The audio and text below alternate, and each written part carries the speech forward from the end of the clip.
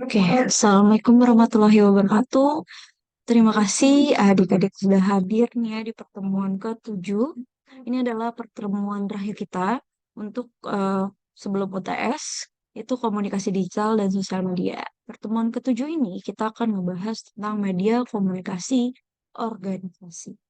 Nah, kemarin kita juga udah membahas media media sosial media ya, jadi istilahnya komunikasi dalam sosial media. Nah, hari ini kita akan ngebahas tentang manajemen komunikasi organisasi. Jadi ini kita ada di Zoom, tanya jawab seperti biasa, dan ada kisi-kisi untuk UTS-nya.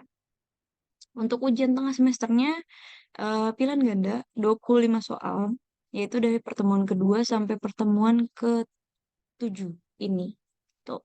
Jadi nanti adik-adik bisa kerjakan eh, soalnya itu ada waktunya dan diacak gitu ya. Jadi jangan terkait dengan misalkan ada yang mengerjakan, nah karena itu soalnya acak gitu dan waktunya 2 jam gitu atau 120 menit gitu.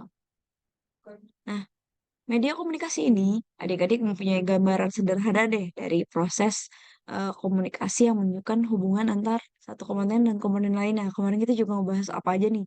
Ada intrapersonal, ada interpersonal. Nah, dari antra dan intrapersonal ini aja juga ada komunikasi dari memang dari internal maupun dari eksternal gitu ya. Sebenarnya jadi adik-adik bisa ngebahas tentang itu dan eh, dari sini pun kita belajar tentang ada model komunikasi, model Laswell, model Shannon, dan model Saylor. Nah, ini sebenarnya gimana sih ya prosesnya gitu.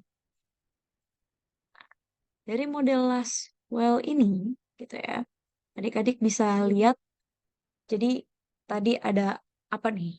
Model komunikasi adalah Laswell, Shannon, sama Saylor. Nah, ini adik-adik coba nanti cek, mungkin di UTS-nya ada 1 2 nomor gitu. Jadi masing-masing itu ada beberapa nomor, 2 3 nomor. Adik-adik bisa pelajari tentang ini juga. Nah, model Laswell ini sebenarnya suatu komunikasi yang masih sering digunakan nih. Jadi oleh Harold Laswell, ya dikenalnya dengan Harold Laswell. Nah, seorang ahli politik sendiri dari Yale University yang terkenal itu ya, Laswell ini menggunakan prinsip 5W untuk melihat komunikasi. Adik-adik pasti kalau sampai SMA mungkin tahu 5W dalam bahasa Inggris saja juga di eh, ketika ini sama siapa, apa, terus kapan, terus di mana, gitu, seperti itu. Tapi kalau ini 5W untuk proses komunikasi, siapa, kemudian apa, in which medium, dalam media apa, gitu, and to whom, kata siapa, dan what effect, apa efeknya. Jadi kalau di komunikasi, 5W-nya bukan what, where, when, why, tapi lebih kepada who, what, in which, terus to whom, and what effect. Jadi siapa pembicaranya, apa pesannya, salurannya apa, siapa audiensnya, dan mendapatkan apa efeknya. Jadi pasal ini lebih kepada kita proses komunikasi dapatnya apa nih? Contohnya kalau adik-adik sudah bekerja mungkin sering rapat-rapat. Nah itu medianya efeknya apa? Terus sama siapa? Itu termasuk juga model. Nah kemudian ada model Shannon. Nah, model Shannon ini sebenarnya banyak digunakan untuk metode model komunikasi dari Claude Shannon dan atau Shannon Waving. Nah, kalau di sini adik-adik bisa lihat ya memang sebenarnya otak kita mereka berpikir dari komunikasi. Saya pun berkomunikasi pada adik-adik sebenarnya awal-awal mungkin saya masih belum mempunyai sumber informasi di otak saya. Mungkin eh, untuk memberikan apa ya adik-adik untuk penjelasan gitu itu agak lama. Biasanya kayak apa ya? Itu karena sumber informasi otak itu dalam komunikasi manusia tugasnya adalah otak manusia itu untuk menghasilkan suatu pesan dari berjuta-juta pesan yang ada. Nah, sekarang juga saya menjelaskan kepada adik-adik untuk sumber otak. informasi otaknya. Jadi di sini. Nah, dari sini adik-adik bisa lihat di mana sumber informasi otak, sumber informasi yang ada dalam komunikasi manusia. Contohnya, jika adik-adik, misalkan saya tanya, ada yang mau bertanya dari yang sebelumnya, adik-adik pasti kayak mikir, apaan ya? Tahu apa? Gitu. Jadi istilahnya itu termasuk dalam sumber informasi dalam komunikasi manusia. Tugas utamanya menghasilkan pesan. Komunikasi itu tujuannya apa sih? Apalagi sih selain menyampaikan pesan, gitu ya. Kadangkala kehidupan sehari-hari pesan tersebut merupakan tugas yang sederhana bagi otak gitu ya. Misalkan selamat pagi, terus habis ngapain aja nih? Itu adalah sederhana yang memang kita kerjakan dalam yang memang kita remember dari otak manusia. Jadi otak harus memilih pesan sesuai dengan situasi yang ada tanpa disadari. Contohnya ketika adik-adik masuk, selamat pagi Bu, selamat siang Bu, atau mungkin mengucapkan salam gitu, salam gitu, atau misalnya assalamualaikum dan lain-lain. Itu merupakan sumber informasi dari model komunikasi pertama. Selanjutnya, dalam model komunikasi Shannon dan Weaver ini, selanjutnya dari sumber informasi ini kita encoding atau kita sumber informasi kita dapatkan. Jadi otak memilih kita mau harus ngomong apa tanpa disadari. Lalu kita ada namanya transmitter. Nah, transmitter ini apa sih gitu ya? Transmitter ini adalah yang akan menyesuaikan dari jenis komunikasi yang ada. Jadi terbedakan dari dua jenis, yaitu komunikasi tatap muka dan komunikasi menggunakan mesin. Nah, contohnya kalau saya sama adik-adik, ini komunikasi tatap muka atau menggunakan mesin? Tatap muka. Mesin, Oh, mesin, mesin. Ya, walaupun kita bertatap muka, tapi kan kita nggak langsung nih, secara langsung. Jadi kita menggunakan mesin, gitu. Jadi melewati televisi, radio, nih kan adik-adik mungkin lewat handphonenya atau laptopnya. Kita menggunakan tatap muka, tapi secara dengan tambahan mesin tertentu, gitu. Ini aja juga kita langsung, oh iya ya, ternyata ini juga bukan tatap muka gitu, tapi kita hybrid lah itu mana menggunakan mesin. Nah, selanjutnya dari encoding itu, tadi kan ada sinyal, kita kan sumber terus kemudian transmitter.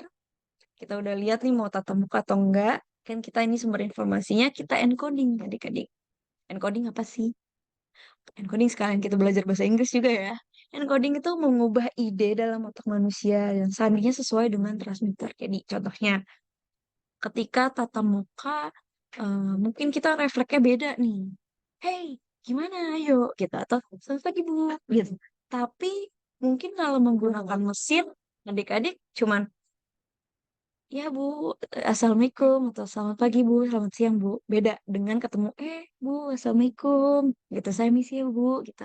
Dengan memang berbeda dari perilaku kita terhadap memang berbicara terhadap transmissernya otaknya gimana nih dalam berbicara. Mungkin matanya lebih ke mana. Itu kan kemarin juga kita ada belajar etika komunikasi ya. Jadi kata-kata yang sopan, terus otot-otot tubuhnya indranya gimana, kontak mata. Sekarang saya kontak mata dengan adik-adik. Dan dalam komunikasi mesin juga tubuhnya lebih diperluas agar jaraknya juga dengan transmitter yang ada. Kan karena kita beda nih. Jadi pikirannya presentasinya kayak gimana ya kalau enggak gitu. Biasanya kalau adik-adik sama saya di kelas gitu mungkin belum ketemu ya kita juga saya jauh saya pernah ngajar mereka itu saya ajak untuk berdiskusi yang diem ayo maju gitu jadi saya pengen adik-adik juga bisa memahami itu dan presentasi juga gitu sayangnya kalau memang online kita hanya jarak jauh, tapi itu ada plus minusnya juga, di mana adik-adik bisa dari mana aja belajar, dan saya juga bisa memberikan pembelajaran pada adik-adik. Itu tuh masuk komunikasi, gitu. Kemudian penerimaan dan decoding. Kita bisa lihat di sini. Nah, ini ada penerimaan dan decoding gitu ya. Penerimaan sinyal, ada penerimaan sinyal juga. Di sini namanya decoding, gitu. Nah, kita bisa lihat di sini em, proses decoding berlawanan nih dengan istilah penyajian pesan. Nah, pada komunikasi termandiri, komunikasi, transmitter itu menyajikan pesan nih untuk menggunakan alat-alat suara atau otot-otot tubuh. Nah, kenapa? Karena sinyalnya sesuai dengan otot-otot tubuh gitu. Misalkan eye contact, kontak mata nih. Kalau misalkan adik-adik ngobrol nih sama temennya, tapi kayak kita ngomongnya ke sini sambil ngobrol sama dia, tapi kita nggak ngeliat, itu juga bakal baper tuh ya. Atau mungkin kenapa sih nih orang nggak ngeliatin gue, kayak nggak aja ngomongnya gitu kan, gitu. Dan juga proses encoding itu berasal dari tubuh nih, dengan jarak jauh maupun dengan transmitter juga. Contohnya menganggukkan kepala, hey bro, gitu misalkan. Contoh ya, hey bro, gitu, yo, gitu. Atau memang indranya dengan otot tubuh kita yang memang berkomunikasi. Contohnya sekarang kalau kita tidak bisa berbicara pun tunarungu, kita bisa kayak gitu. Mereka bisa mengerti dengan komunikasi atau menganggukkan kepala atau misalkan pakai tangan ya, bahasa tangan, bahasa kalbu gitu. Nah, dari situ kita ada tujuan dan sumber gangguannya. Bisa lihat nih. Sini ada penerima dan tujuan ya. Nah, ini ada sumber gangguan tapi di sini. Contohnya nih, saya ngajar, terus ada gangguan dipanggil sama temennya buat main, nyalain aja saya tinggal.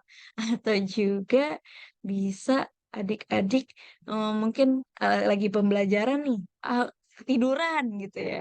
Itu juga menjadi sumber gangguan juga terhadap komunikasi. Atau mungkin sinyal. Sinyal kita yang memang kadang cenat-cenut ya, Indonesia masih buruk ya dalam sinyal. Nah, itu mungkin gangguan dalam proses komunikasi. Nah, makanya saya selalu rekam, mungkin ada yang miss dari rekaman saya masih belum belajar, bisa nonton di YouTube. Itu juga termasuk dari YouTube pun kalau ada gangguan bisa diulang-ulang terus gitu. Jadi kalau ada yang kurang gitu, jadi bisa mengecek lagi gitu. Jadi saya meminimalisir gangguan yang memang mungkin ada yang ikut kelas tapi pergi nih kemana atau mungkin lagi bekerja gitu. Dan tujuan ini adalah untuk adik-adik, sebenarnya saya juga presentasi ini gitu. Tujuan adik-adik bisa mengerti nih, oh ternyata kita komunikasinya kayak gini ya. Mungkin juga untuk menerima pesan nih, contohnya. Ibu lagi masak, adik-adik pada ibu-ibu kalian lagi masak nih. Terus kalian nyium, enak nih. Wah, udah mulai mau makan nih. Itu juga termasuk komunikasi sebenarnya dari indera penciuman, indera penglihatan, maupun indera pendengaran. Jadi ada banyak ya interpretasi dari otak kita. Itu diuraikan lah di situ. Itu adalah tujuannya untuk menerima pesan. Intinya komunikasi sih memang pesan ya. Nah, model Shannon ini juga mengungkapkan ada 4 hal nih yang harus digunakan. Netralisir gangguan. Jadi tadi ada gangguan, sinyal error. Terus kemudian lagi ngantuk. Terus kemudian lagi nggak ngeblank nih. Atau mungkin volume suaranya terlalu kecil atau terlalu besar dan kita sebenarnya malah nggak ngerti apa. Ada juga mungkin eh, bahasa ya. Mungkin bahasa saya sama bahasa adik-adik berbeda gitu ya. Itu juga bisa kita jadi ngeblank nih. Kita kayak apa sih artinya gitu. Contohnya ya, saya ketawa ngelihat orang India gitu waktu saya lagi jalan, mereka menanyakan dengan lafal bahasa Inggris tapi yang logatnya India. Saya pun dengan can you tell me about that gitu, misalkan kayak gitu. Nah, itu saya nggak ngerti. Can you repeat please? Kayak istilahnya saya juga memahami apa sih pesan yang dia sampaikan. Maksudnya apa? Saya nggak ngerti. Dia ngomongnya nggak jelas gitu. Itu termasuk juga dari eh, isyarat tubuh gitu. Nah, mungkin nanti adik-adik akan nonton eh, orang India yang memang aneh juga sih sebenarnya gitu. Tapi ya sudahlah. Nah, menambah kekuatan dari sinyal. Jadi contohnya adik-adik lagi ramai nih atau di motor kan banyak ya sekarang, sampai motor ada extendnya lagi. Nah, mereka menambah volume suara agar dapat menyampaikan pesan di tempat ramai. Ramai kan berisik nih, noise. Nah, kita bisa menyampaikan volume tersebut. Jadi, 4 cara menetralisir gangguan yaitu menambah kekuatan dari sinyal kita. Jadi volume kita. Kemudian kita menambahkan sinyal yang tepat. Contohnya, sekarang apabila pesan disampaikan melalui media atau radio, volume diatur sedemikian rupa agar dapat menerima pesan dengan benar. Ini kalau ini zaman dulu ya. Tapi kalau ke zaman kita kan sinyal ya, error gitu. Misalkan adik-adik lagi nonton live TikTok, live apa, terus kemudian error sinyalnya, kita jadi skip nih untuk sinyal tersebut. Tapi kita bisa ulang lagi kalau mereka save gitu. Tapi kalau mungkin adik-adik yang ada di zaman radio nih, kita dulu misalkan eh 102,2 FM itu Prambos. Kalau adik-adik gue gak pernah denger ya sebenarnya. Nah, kita misalkan nggak nyambung nih di sini, tapi dia ada range-nya. Sampai dari 102 sampai misalkan 102, 102 koma berapa gitu. Kita harus cari-cari nih mana sinyal yang bagus di tempat kita. Tuh. Nah, kemudian menggunakan sinyal lain. Nah, contohnya adik-adik bisa menggunakan isyarat. Kalau ini kalau yang langsung ya. Tapi kalau mungkin kalau adik-adik yang tidak langsung itu bisa apa ya? Misalkan kita ada miskom lah ya, sinyal kita lagi telepon. Contoh nih saya pernah telepon. Ih, apa nih? Ih, lagi telepon ibu saya. Ya, apa? "Hah, mau minta beliin ini dong gitu. Misalkan beli sabun gitu ya. Ah, apa sih mama? Gak kedengeran. Nah, ditutup, dimatiin, dikiranya saya nggak mau beliin sabun. Akhirnya ibu saya ngambek di rumah gitu. Itu termasuk juga sinyal yang menggunakan sinyal lain gitu. Mungkin ada wifi, mungkin ada sinyal yang lain. Gitu. Nah, kemudian redundansi. Redundansi apa sih? Kayak kita nggak kepikiran juga, saya pun juga nggak kepikiran. Yaitu istilahnya redundance itu adalah pengulangan pesan. Gitu. Ada di bahasa Inggris juga sih. Kalau bahasa Indonesia redundansi. Nah, ini untuk mengulang pesan. Kayak tadi orang India ngomong, you know tell me about ini gitu. Terus saya, hah? Can you repeat please? Nah, itu termasuk redundansi yang kita sebenarnya kayak nggak dengar dia ngomong apa. Mungkin adik-adik kalau ada yang memang tidak tersampaikan, saya ngomong apa gitu. Mungkin kalau adik-adik gak paham, bisa mengulangnya kembali. Bu, saya nggak ngerti maksudnya ini apa. Dan atau mungkin, Bu, saya tadi ramai, saya tidak jelas. Itu tadi gimana? Kira saya memang jadi upload YouTube aja. Dari semua yang saya sampaikan mungkin bisa diulang-ulang penyampaian dan prosesnya. Itu termasuk kata-kata redundansi itu tidak perlu dilakukan jika pada saat penyampaian pesan dalam kondisi tenang. Contohnya lagi tenang nih, terus ulangin dong. Nah, itu kadang itu nggak perlu karena memang kita sebenarnya dengar tapi kurang. Gitu. Contohnya adik-adik pasti sering dengar kata kita udah ngomong apa nih? Hah? Terus kita kesini yuk. Hah? Padahal sebenarnya kita dengar, tapi kita selalu ngomong hah seperti itu. Itu juga komunikasi yang memang model Shannon tersebut gitu ya. Selanjutnya ada model Saylor. Nah, William J. Saylor ini memberikan model komunikasi dua arah bersifat universal. Jadi kalau tadi sebelum universal nih, sekarang semua orang bisa melihat bahwa si penerima pesan dan pengirim pesan juga ada gangguan nggak sih dari lingkungan tersebut gitu. Nah, tadi ada apa nih? Kita lihat. Tadi ada lingkungan, terus kita ada gangguan, gangguan, ada pesan yang disalurkan kepada penerima. Jadi ada yang balikan, ada yang mau gimana nih? Kan contoh sama ini sama pacarnya berantem karena miskomunikasi. Ya, itu lucu lagi. Gitu. Nah, di sini menurut seller ini mengirim pesan mempunyai 4 peranan adik-adik, yaitu menentukan arti apa yang dikomunikasikan. Contohnya, adik-adik berbicara dengan orang asing. Kita kan juga harus mengerti arti komunikasi dari si orang asing itu gitu ya. Contohnya, konnichiwa gitu ya, misalnya apa gitu. Misalnya udah bahasa Jepang saya nggak ngerti gitu. Terus kita jawab aja, can you speak in English? I don't understand about Japanese. Dan misalnya Japanese language kayak gitu-gitu. Terus kayak kita nanya, oh iya, iya. Ya, terus dia langsung paham gitu. Oh iya iya iya gitu. Saya pun mungkin kalau adik-adik ke wilayah-wilayah yang memang asingnya bukan bahasanya, mereka juga kadang kita pakai bahasa kalbu gitu atau mungkin bahasa lewat Google sekarang lebih gampang gitu ya, dan menyajikan arti ke dalam satu pesan. Jadi misalkan kita mau pesan ya, pesan teh ya, gitu contohnya. Saya mau es teh manis gitu.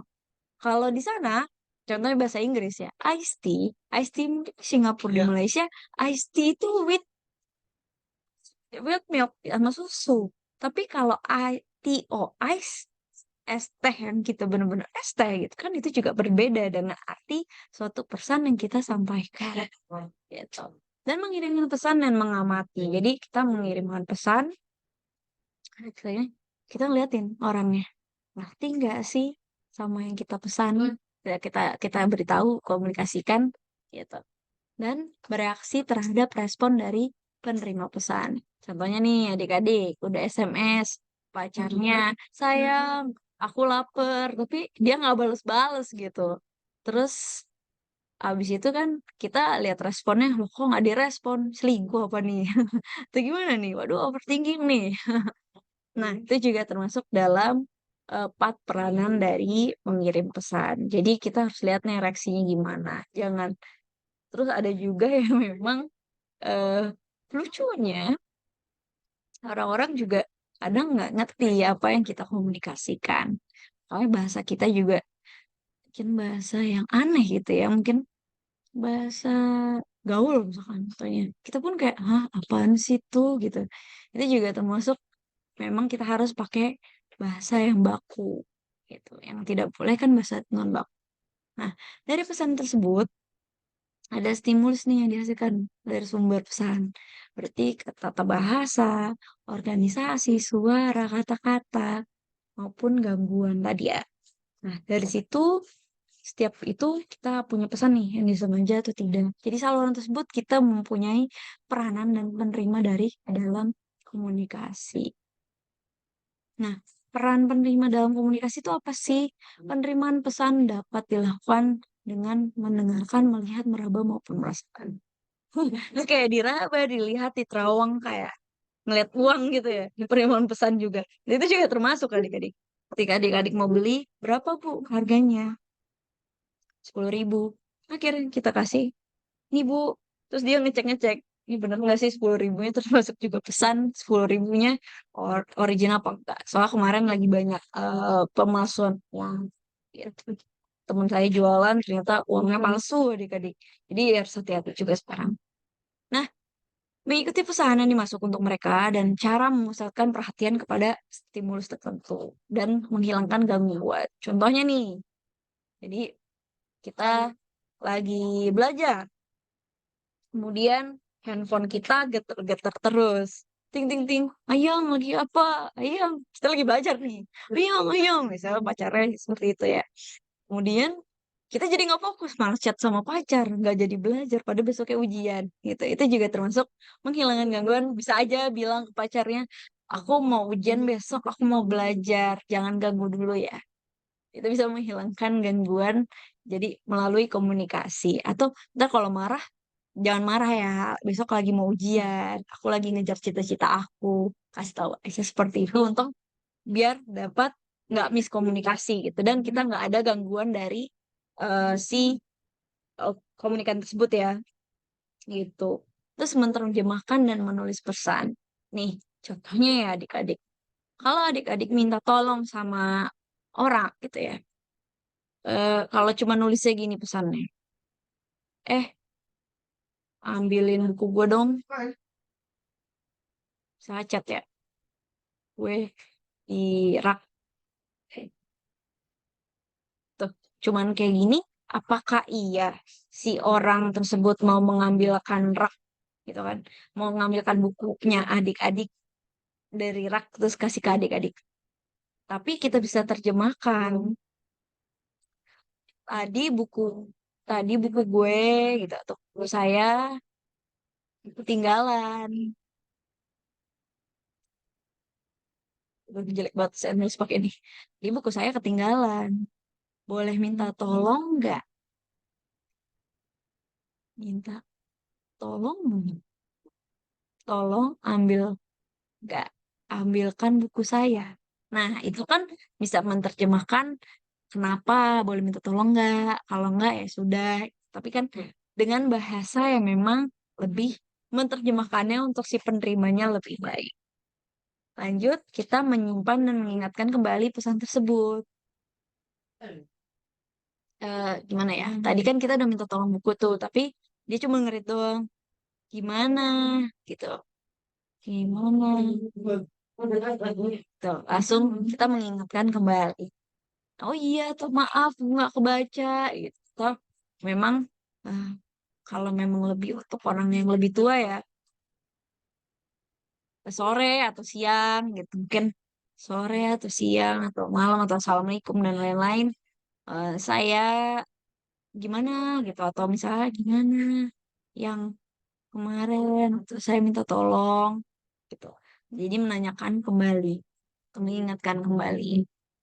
Kemudian merespon terhadap pengirim pesan saluran. Jadi kita bisa responnya lagi gimana nih dia merespon apa tidak, ada feedback balik atau enggak. Jadi dari samping ini kita menekan feedback balik. Jadi kalau di read aja nggak dibales, ya kita mesti ada feedback balik. Tapi kalau kita diemin ya sama sekali nggak hadir ya gitu. Contohnya seperti itu untuk komunikasi yang lebih baik. Sebenarnya ada kursusnya memang khusus untuk manners. Tapi kita balik lagi, ini komunikasi pasti ada soft skill sendiri dan adik-adik seenggaknya sudah dapat teoritis gitu. Nah, dari sini kita ada namanya prinsip komunikasi. Kemarin itu dari tiga, ada apa ya? Di sini ada 4 prinsip komunikasi dari menurut Saylor. Komunikasi adalah suatu proses. Jadi, contohnya, kalau komunikasi adalah suatu proses, kegiatan terus-menerus yang tidak memulai permulaan gitu ya, akhirnya selalu berubah-ubah.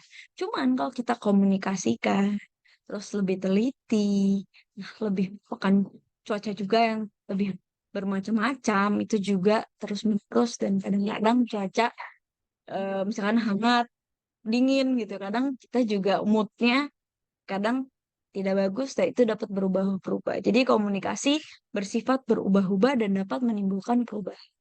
Jadi adik-adik harus paham nih, oh iya nih moodnya lagi jelek gitu ya. Tapi kita by feelings aja nih, jangan deh, jangan dulu dia lagi gini. Gitu. Atau mungkin nanti kita akan komunikasikan prosesnya ketika dia sudah moodnya bagus gitu, seperti itu. Dan adanya komunikasi adalah sistem. Nah, sistem ini adalah tugas masing-masing nih. Jadi, untuk menghasilkan suatu komunikasi tidak tidak berfungsi sebagaimana mestinya. Jadi, secara keseluruhan kita bisa oke nyampe terintegrasi sama sistem tersebut. Misalkan saya lagi ngomong, adik-adik jangan lupa ya kerjaan tugasnya. Bisa juga adik-adik sesuai nih on track kerjakan tugasnya dan sesuai proses yang ada dan sesuai sistem yang ada. Tapi ternyata males nggak usah diliatin gitu. Itu juga termasuk komunikasi saya tidak nyampe nih ke adik-adik. Itu juga termasuk kesalahan dalam sistem komunikasi yang belum terintegrasi dengan adik-adik. Mungkin ada yang belum masuk grup. Saya belum pernah masuk grup, Bu. Jadi grup mata kuliah ini, jadi saya nggak tahu. Oh gitu, harusnya kan tanyakan lagi kepada teman-teman yang lain gitu. Jadi ini termasuk komunikasi dalam sistem. Kemudian komunikasi bersifat interaksi dan transaksi. Jadi saling bertukar pikiran, kita harus ada feedback balik. Nah, kemudian itu komunikasi dapat terjadi disengaja maupun tidak disengaja. Contohnya, saya lagi nggak mau ngobrol sama kalian gitu. Lagi ketemu nih. Nah, siapa tuh ya? Oh, ibu ini males dah. Tiba-tiba ibu yang lihat nih. Misal saya ngeliat nih, saya ketemu adik-adik mah, males ketemu kota gitu ya. Terus tiba-tiba saya melihat, eh gitu. Kamu gimana ininya gitu. Lama-lama kan jadi nggak sengaja atau mungkin bertemu dengan kawan lama di jalan gitu. Itu juga termasuk komunikasi yang memang kita disengaja ataupun tidak sengaja. Nah, konsep kunci komunikasi untuk organisasi juga ada nih. Ada komunikasi dari menurut si Goldhaberry. Nah, dari sini adik-adik bisa lihat ada konsep kunci komunikasi, ada proses, pesan, jaringan, dan ketergantungan serta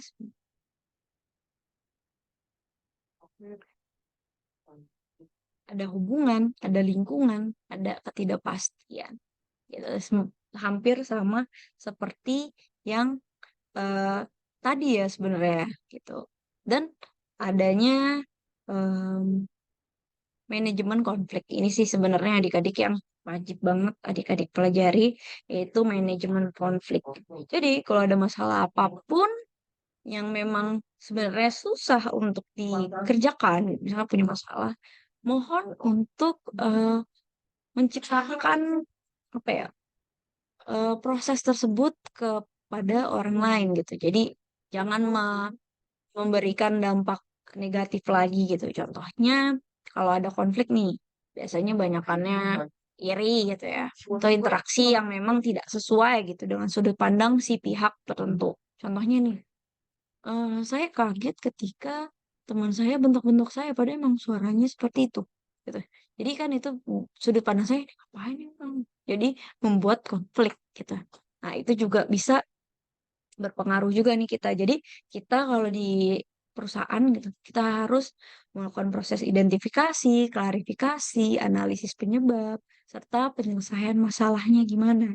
Jadi kita nggak usah harus kayak, ah udah coba sama dia gitu. Tapi kita harus lihat identifikasi, kenapa sih dia kok nggak suka banget sama saya? Dan klasifikasi, ini apa ya? Masalahnya, analisis penyebabnya apa, dan kemudian gimana ya cara penyelesaiannya masalah gitu. Saya jujur benci banget sama orang yang memang eh, bau banget gitu ya, bau badan. Jadi saya kayak dari gini saya langsung jauh gitu ya. Dan saya cuman caranya, kamu, ini aku punya parfum baru. Atau mungkin orang yang memang bau mulut gitu ya. Saya sebenarnya punya konflik sama itu. Kalau bau-bau saya udah, hidung saya udah sakit aja. Nah, kemudian saya beli permen. Mau permen nggak? Biar mulut permenin dan biar mulutnya nggak bau gitu. Jadi itu termasuk manajemen konflik saya. Kalau misalnya saya bertemu dengan orang-orang seperti itu. Tapi kalau untuk yang lain, kita analisis saja dulu kira-kira masalahnya apa, penyebabnya apa, karena memang namanya manusia ya, sekarang aja juga konflik pemilihan presiden gitu ya, mungkin yang ini musuhan gitu ya, atau mungkin konflik yang kayak kemarin tuh adik-adik kalau nonton eh, MasterChef itu konflik tuh, kok yang ini aja nggak bisa motong, dia juara satu sih, gimana sih nih, rasis lah dan lain-lain. Jadi sebenarnya ada sudut pandang tersendiri. Nah, jenis-jenis konflik pun juga banyak nih adik-adik. Jadi ada intrapersonal, interpersonal. Yang kemarin ya individu, kelompok, konflik antar organisasi, banyak lah. Terus kemudian em, peranan konflik, ya, mengarah ke inovasi, perubahan, bisa ada konflik, memberikan tenaga kepada orang bertindak, menyumbang perlindungan untuk hak-hak organisasi, dan merupakan unsur penting untuk analisa sistem organisasi. Nih, bisa dilihat. Ini yang menyebabkan adanya konflik, dan untuk mencegah konflik ya kita menerapkan secara aktif, komunikasi, pertimbangan pengalaman dan tahap kehidupan, serta disiplin. Banyak ya. Oke, penanganan konflik sendiri kita ya pasti ada 5 tindakan penanganan konflik itu berkompetisi dengan baik sesama pihak kalau win-win solution gitu. Jadi ada win-win solutionnya di mana kita lihat memang yang butuhkan keputusan dengan cepat, atau mungkin lihat ini dan menghindari konflik, serta kita kalau misalkan berkonflik kita males gitu ya, ya udahlah kita bekukan konflik itu untuk sementara, jadi nggak usah dibahas lagi. Ada juga akomodasi. Jadi mengorbankan kepentingan sendiri agar pihak lain dapat keuntungan dari situasi konflik sendiri. Sebenarnya saya males yang ini, cuman mau nggak mau kita mengalah aja dulu biar nggak ribut gitu. Dan kompromi. Ya udahlah dia memang kayak gini. Itu juga sebenarnya win-win solution. Serta berkolaborasi. Nah, ini adalah kisi-kisi UTS untuk adik-adik. Jadi, kita ada 25 soal pilihan ganda. Adik-adik bisa mengerjakan dari pertemuan, sebenarnya materi dari pertemuan 1 sampai 7. Ini waktu pengerjaannya saya ganti biar 120 menit. Soal kemarin banyak yang telat juga. Saya cuma kasih 5 soal, tapi dalam 30 menit belum bisa. Jadi saya kasih 25 soal untuk 120 menit. Gitu. Jadi adik-adik bisa coba nanti lihat jamnya, jangan sampai kelewat gitu ya.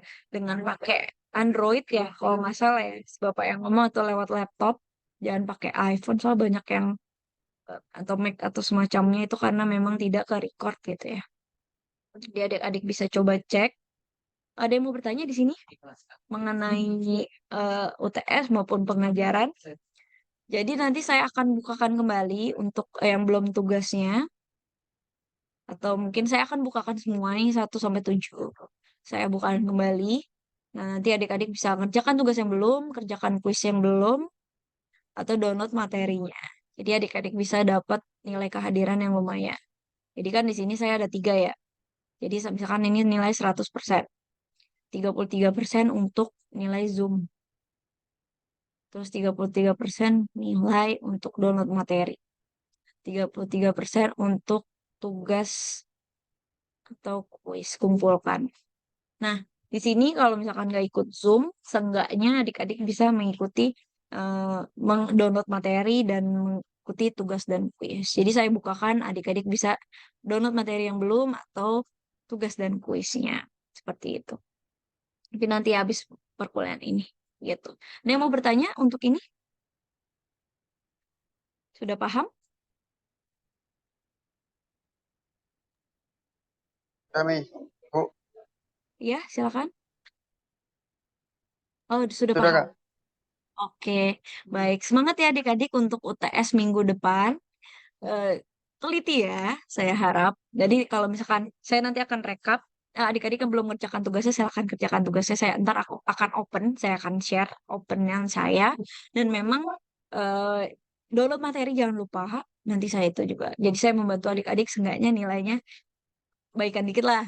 Soal materi kan kayak misalkan pertemuan kehadiran, kita misalkan cuman DM aja atau misalkan tugas aja, jadi segitu. Oke, baik. Kalau kayak gitu, saya tutup ya. Assalamualaikum warahmatullahi wabarakatuh. Terima kasih adik-adik. Assalamualaikum warahmatullahi wabarakatuh. Terima kasih, Kak. Mohon maaf ya kalau ada salah-salah kata. Terima kasih. Wih. Kasih Kak. Ya, Kasih Kak. oke. Sampai jumpa lagi. Ya Kak. Oke. Semangat tuh tesnya.